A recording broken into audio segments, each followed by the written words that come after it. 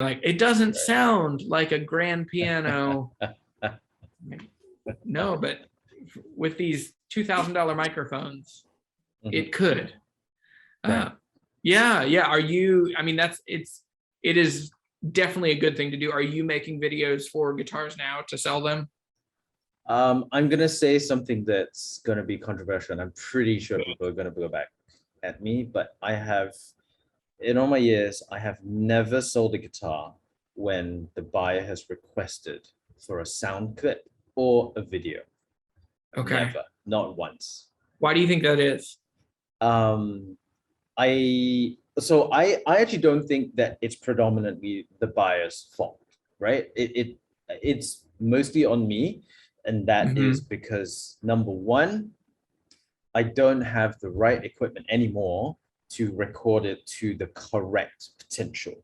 Yes. So I'm talking like, oh, I have like an iPhone, and that's not really gonna capture it half as well. I But just bought this Shure, which is a nice guitar, sorry, nice microphone, sorry, yeah. um, which will do the job, but I can't get the video to look right and stuff. So Yeah. I cannot record it appropriately for the user to have a reasonable experience, Yes. number one. Number two is I'm not that great a player because I had a tendon injury in my left hand, so it causes Oh some man. issues. Yeah. Yeah. Um, and number three, actually, um, more recently, I've realized that there's quite a few people that come out, they ask for lots of photos and videos and sound clips, not necessarily because they want to buy the guitar, but they want to hear what that guitar sounds like. Yeah. And, so I've had a few cases where they've asked for a sound clip, and I said, look, I don't have the equipment, it's going to sound not so great and stuff. And they kind of say, please, I really, this is like, all kinds of stuff. And like you, I kind of try to be accommodating. So I record what I can and I send it off. And then I sometimes get the builder calling me, hey, this guy is ordering a guitar, and he said he tried out one of yours. And I'm Oh like, no, he didn't try it. He just asked for a sound clip. What the? yeah. Which is, I think that is a slight expectation. So I think that most of the big shops, they have a recording baked into their listings, and that's great. So great experience, everything.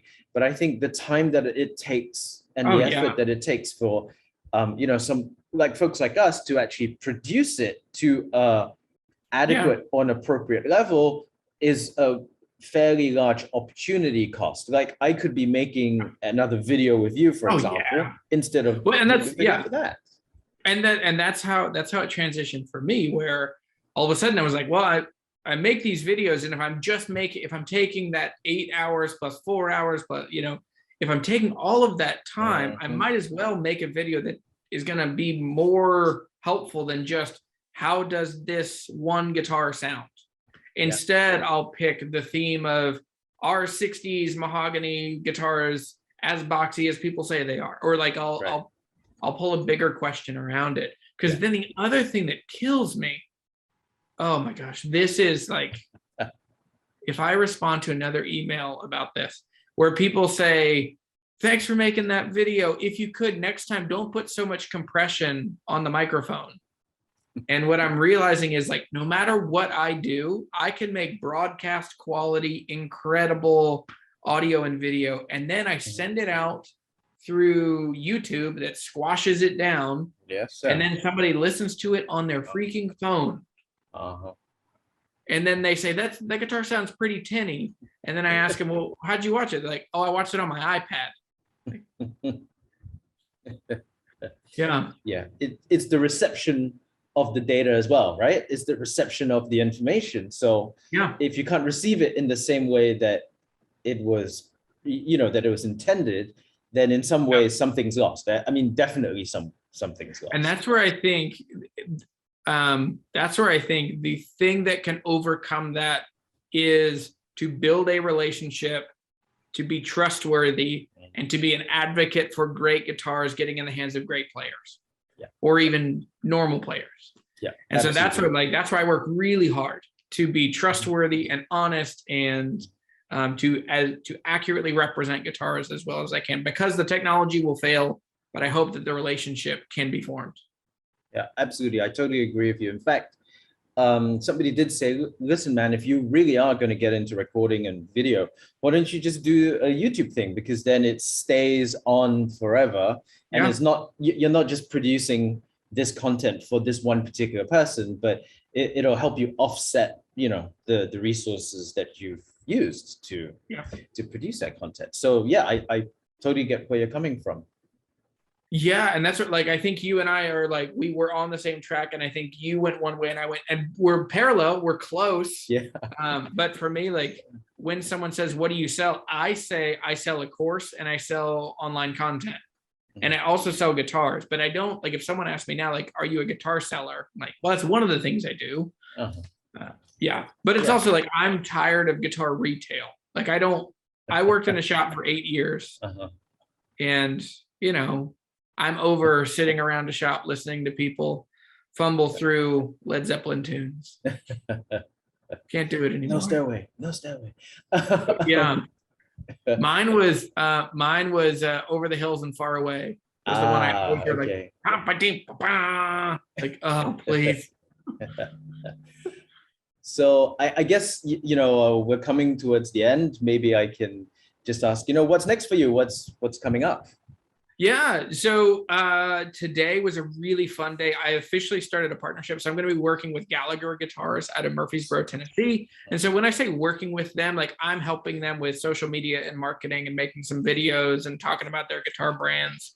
So I'll be doing that. I'll be in Nashville a lot more. That also opens up more opportunities for me to be in Nashville, which is interesting. I've fought against spending more time in Nashville.